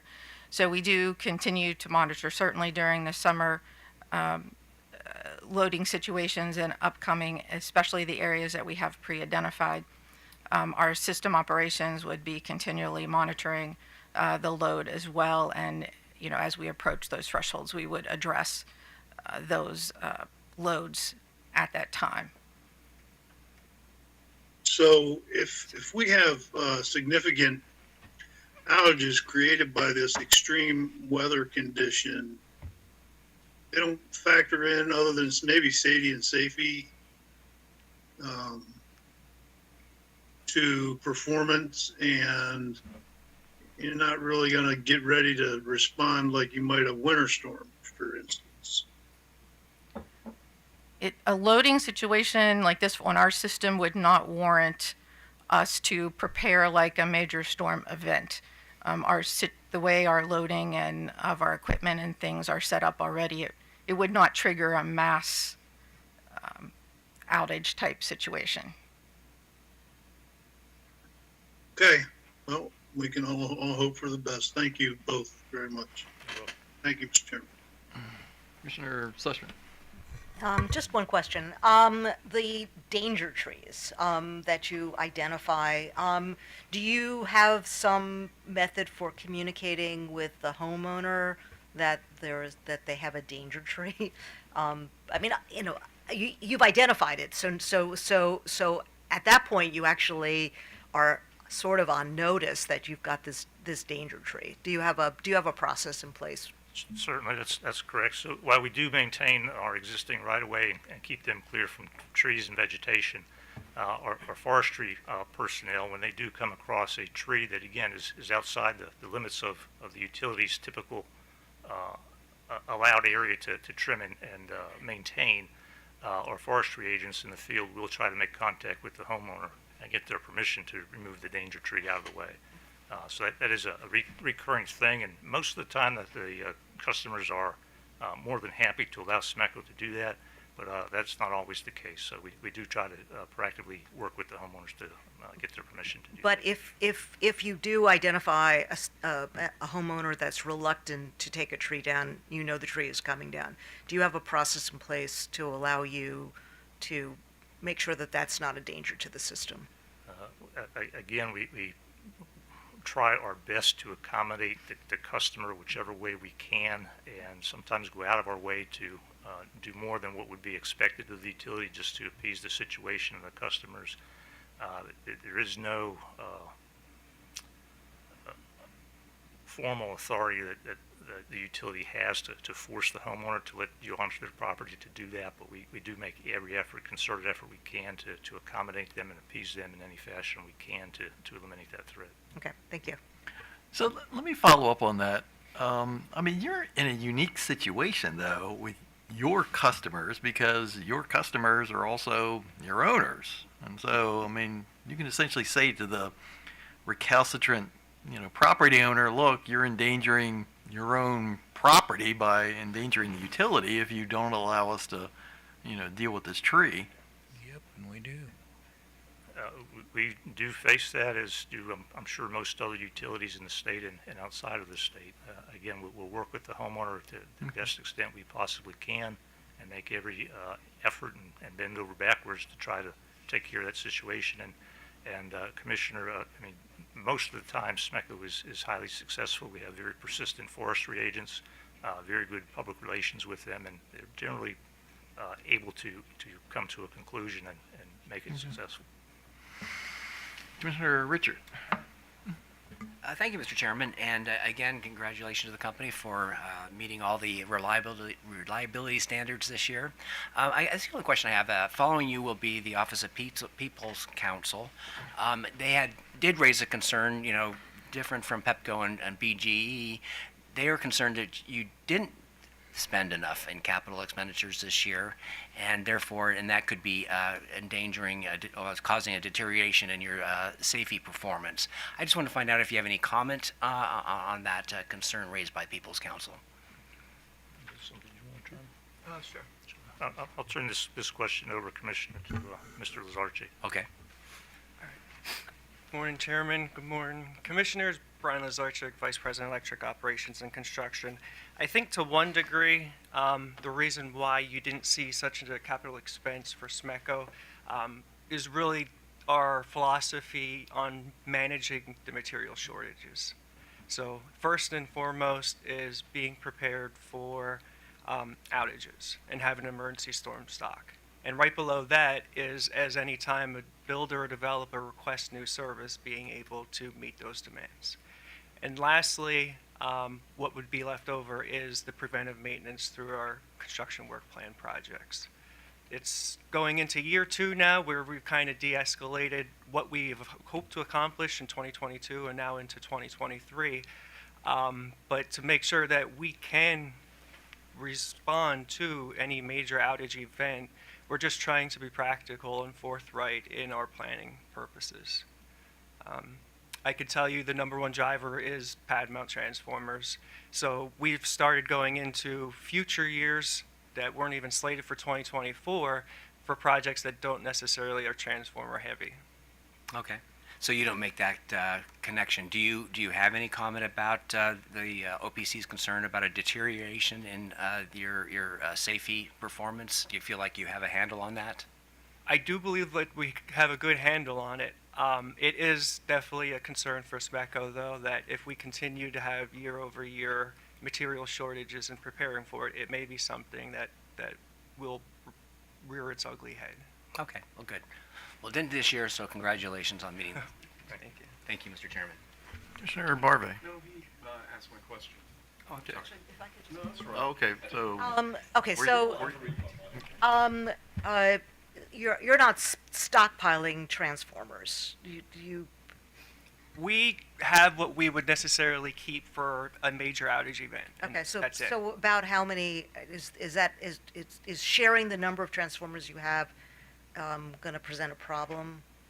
The number of transform, I don't necessarily have that information off the top of my head. Okay, but it's more than one that you. This isn't station transformers. This is distribution transformers. Okay. I want to say probably close anywhere ballpark 100 overhead transformers Oh, of okay. varying sizes. Okay, and how often do you lose a transformer on average in the course of the year? So in other words, how many do you have to replace? I think it's more what we plan for a single event. Like today's weather event, we could probably lose 5 to 10, depending on the severity of the storm that rolls through. Okay. Major outage event, I want to say it's like ballpark overhead 70 to 100. Okay, and do you find yourself in a situation where you don't have enough transformers following a major outage event? Honestly, we haven't had one since the transformer shortage has popped up. Okay, and then what are you delaying? If your priority is on making sure that you have transformers in place, what maintenance are you putting off to sort of more out years because of challenges in supply. Certainly. It was brought up in Mr. Regal's opening statements, mostly overhead to underground transfer jobs that we have, conversion jobs, where that's requiring all pad mount transformers to replace every overhead transformer. So Okay. those are the jobs that we are pushing back on right now. Okay. Thank you.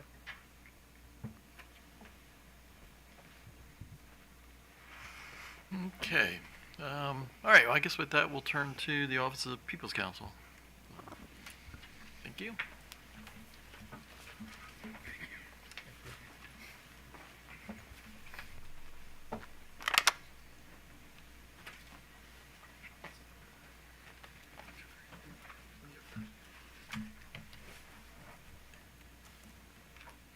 Good morning, or good afternoon, I'm not quite sure.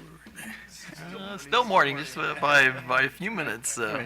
Right. And because I'm alone, I figured I'd break protocol and sit up here. That's fine. And also because it looks like I'm the last act standing in the way of progress for everyone. I'll try to be brief. First, there are a couple of errata in our filing. There's some regulatory sites that were wrong. We'll follow up with a correction shortly. I don't think it interferes with the understandability of the filing, but want to make sure we're correct, including misspelling my boss's name at the end. So, which I'm doing penance for. Well, first, we largely confirm the detailed and thorough comments of the Electric Engineering Division made in its testimony today and in their report. We also note that our analysis is limited to the documents that were filed and the nature of review allowed in a legislative style proceeding. There's no cross-examination, so some of the questions asked get answered, but some of the follow-up isn't permitted in this proceeding. And also to sort of ratify, confirm comments made around this table, the EDCs, if I can use that terminology, the electric distribution companies, all met their reliability requirements, which is a good thing. And so I don't want to undermine it by getting into some of the details this year for 2022. But there were areas of concern that are noted in detail in our filing.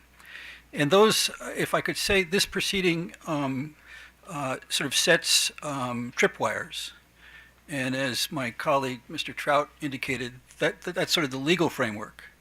And then below it, because there's a lot of information that comes from the utility filings, there are things like trends and trends that could be tending towards a violation, but not yet occurring in a violation, that provide useful information, I think, to the public, to OPC, to the Commission, in terms of where's the company going, or the companies, where are they going in terms of their adherence to their public obligations to meet the reliability requirements and then provide reliable and affordable service. So our comments are really on those trend lines. And some of the trend lines have been previously touched on in questions from the Commission, comments from the EDCs are of concern, and we've raised those in the comments regarding, I think in the case of BGE, PE, some deterioration in SAFE margins, SAIDI margins, and so forth. And so I'm not quite sure what the remedy is in this proceeding, because it's legislative rulemaking. Obviously, if they violate the metrics, then there's a remedy. Below that, it's sort of informational, and it doesn't preclude, I think, acceptance of the report, but are questions that maybe require focus in other parallel proceedings. So, for example, the colloquy that BGE, and helpfully BGE responded to clarify the point about the actual expenditures in 2022 relative to budget. There are two tables. There's table 19 and then I think table 21. It looks like there's and what I'm getting at is the trend line of expenditure. Because one of the sort of deep background questions that was raised in our comments in the RM79 proceeding is the linkage between the incremental expenditure on distribution, CAPEX, and O&M, and the increment in improvement in quality of service and reliability. Are customers getting the bang for the buck, and is that balance truly affordable? Now, that was decided in RM 79, and our comments weren't fully or weren't adopted in the final rulemaking, but we think those are continuing concerns the Commission will take cognizance of, and then also have to address, maybe not in this proceeding, but perhaps in the distribution planning proceeding, in a rate case, clearly, where some of these sort of, I'll say, a mismatch between, and this is allegation on my part, I'm not saying we can prove it in this proceeding, a mismatch between the expenditure and the increment in service quality improvement compared to the affordability of customers.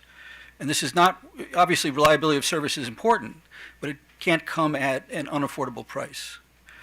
So if you look at Table 21 and Table 19, there's a projection of the RTWG budgets across the period between 2020 and 2023. Presumably that was the compliance period that now will be, there'll be a new compliance period starting in 2024 with the new rules. And I can't really line up those numbers. In some cases they overlap, but in some cases they don't with Table 19. And that may just be my lack of understanding, but I didn't pick up from the documents that I read as to which was which.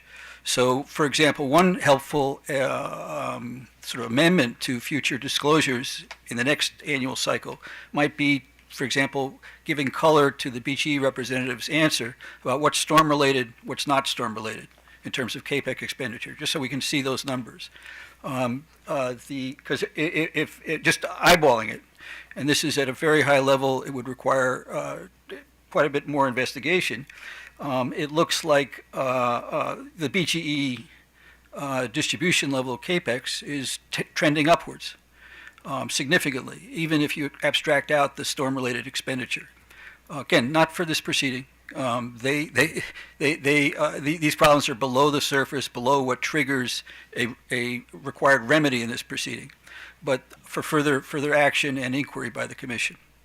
Anyhow, I'm starting to violate my comment that I was going to be short. I am short, but short in my discussion. The comment about the trend lines in budget and the BG representative's answer may address this, but on page 62 and 64, staff also acknowledged it's incumbent on them to continue to point out discrepancy between budgets presented and actual expenditures, which is a key concern. And so staff has the bit in their mouth. It's just a question of where is the appropriate place to pursue that investigation, in which form of the many the Commission has, is that the best place to pursue that. Let's see. I guess final point, I'm sorry. Final point was we had presented a position in the RM 79 proceeding, which is now is closed, and so in some ways this is not pertinent for this proceeding directly. But to restate and preserve our point regarding this trade-off, important trade-off between affordability and reliability, we're going to be highly interested in the 24 to 27 cycle. Presumably that issue has been decided for that period, but with these other proceedings, maybe it's a chance to relook at that.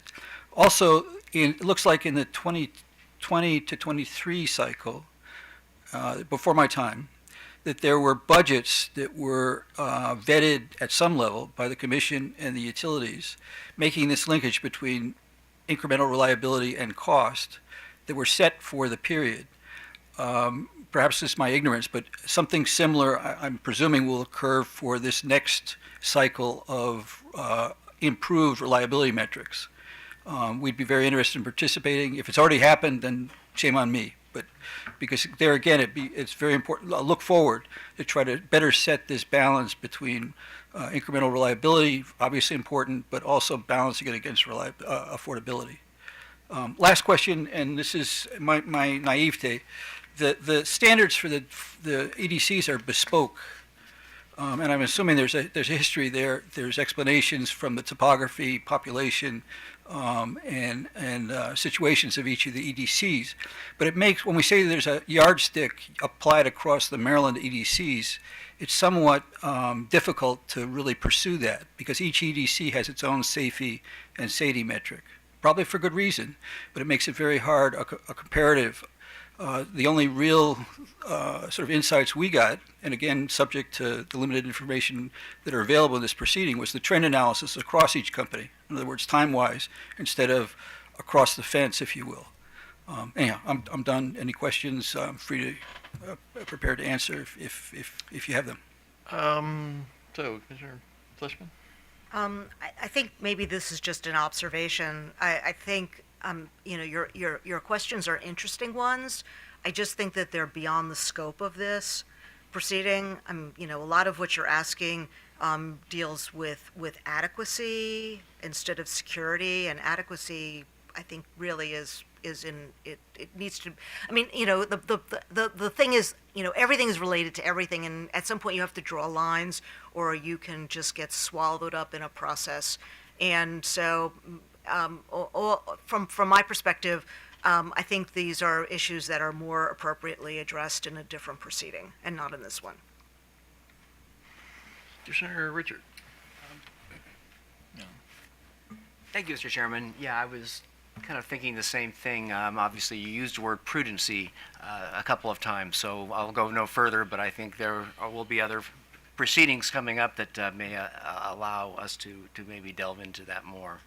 I am interested in your discussion on one hand, net benefits. That is something that OPC has been raising in the last several years about making sure that the costs and the benefits are aligned. Would you agree, though, that our metrics here in Maryland, we do try to set some of the highest in the nation, that we hold our utilities to a very high standard? Is that would you agree with that, or are you happy with the where we have set our reliability standards? For the current cycle, which ends in 2023, I think that's the law, that's the framework. For the subsequent cycle, we had concerns. We raised those in comments, and the commission went differently. And I'm also I recall this was a live stream because I'm a newbie, but watching Chief Burkowski's eloquent disquisition on the kink in the curve. In other words, and where is the kink? That's the important thing. In other words, how at some point throwing more dollars at improving reliability buys you decreasing margins of safety. I'm saying that at a really high level. You have to number crunch it.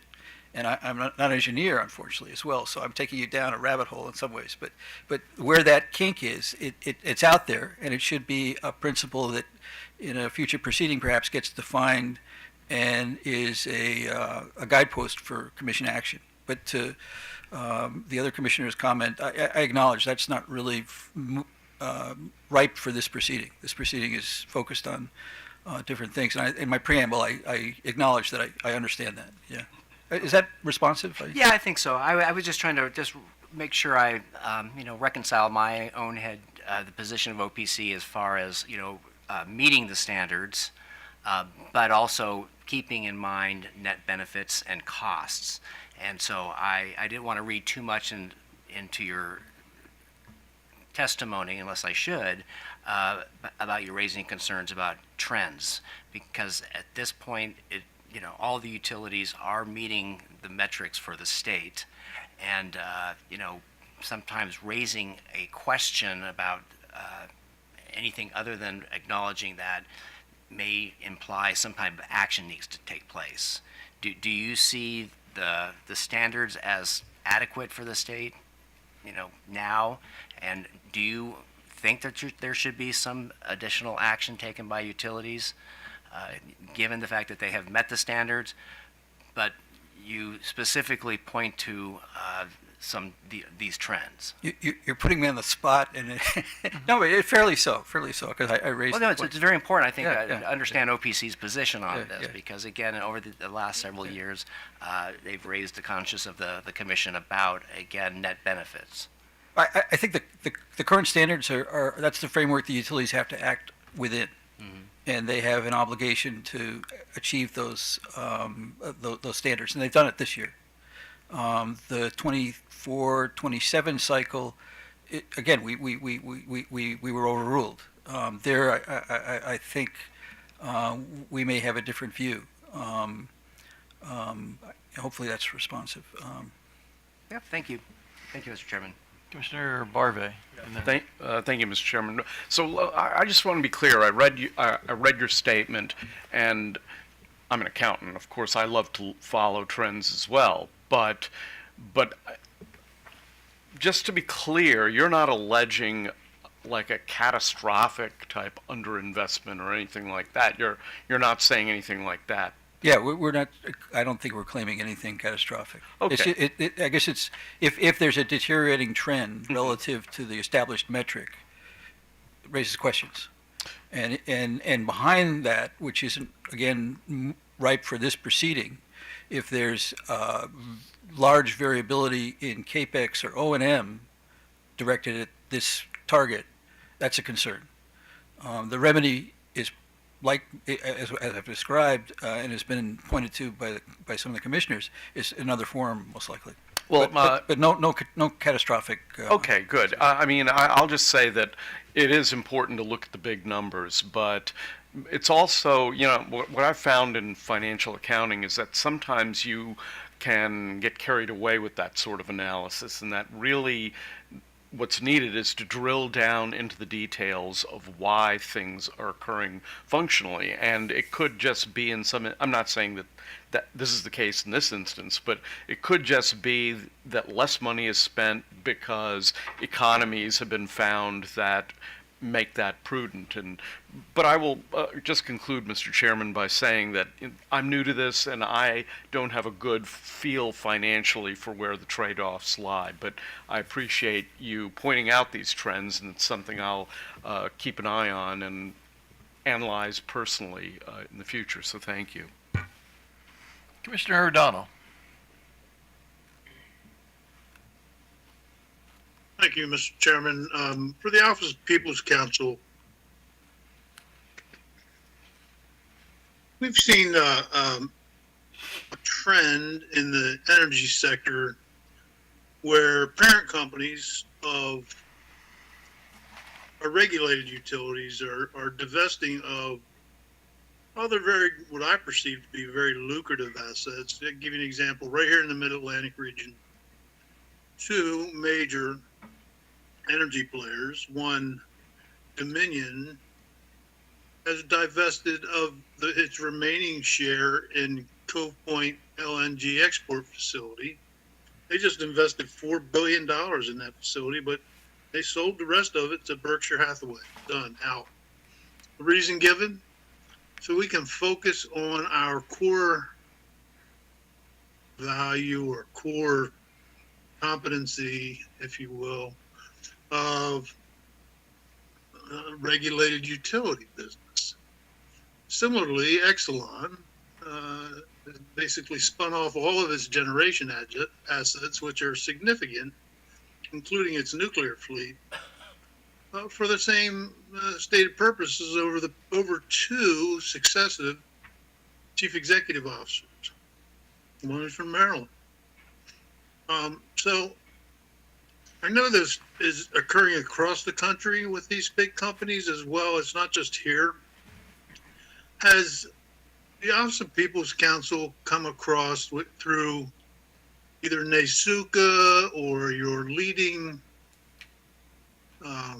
consumer advocate offices or opinion leaders and influencers, have they given a reason for this? In other words, you talk about point of diminishing returns, really, is what you're talking about on reliability spend.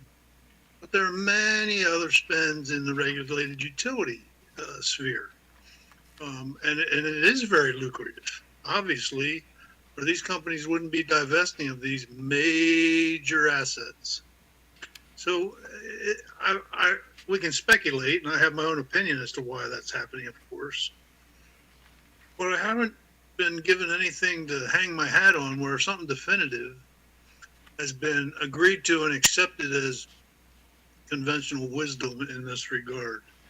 Can you shed any light for me on what the consumer advocate, the Office of People's Counsel here in Maryland, has been able to come up with on this particular phenomena? Commissioner, excellent question. Way above my pay grade. I'll attempt some answers, and then in terms of OPC's consolidated position, there's a lot of discussion in the office about how to address this to the extent it impacts Maryland. The one thing I'll say, that there's the incentive to sell. A regulated return is a stable source of income. And one of the things you'll see in some of the presentations done by the Dominions, the Exelons of the world when these sales occur, is to say that sticking to their knitting provides a stability of return that they weren't seeing in these other markets. And that returning to that makes it an easier analysis for the stock market, and can bump their stock or include it in the package of utility stock where their stock is generally traded and marketed. But again, your question touches a lot more than I've got in my head in terms of the ability to respond, and very important question, and hopefully in future proceedings, someone more qualified will be able to respond more comprehensively to your question. No problem. I realize it's a tough question when I ask. Most of my questions can be that way, but try to make them useful and enlightening instead of the boring, at least to me. So if you do come across anything from either NASUCA or anywhere else where a paper has been written, there's a shared conventional wisdom of what's going on in this regard, and can share that with the commission, this commissioner would be greatly appreciative of that. You've probably seen Exelon and Dominion both had presentations on their websites in the investor relations section that describes some of the rationale, and part of my answer was... They're not going to say on their websites, we're going to do this because we can make a bundle. That's why they're doing it. Retrospectively and prospectively, the point I was making about, I think, is informing some of their views. Again, all this beyond my expertise, that stability of returns going forward in a regulated environment is a value that they're pursuing. Thank you. Thank you, Mr. Chairman. All right. Mr. Sprout, anything else for today?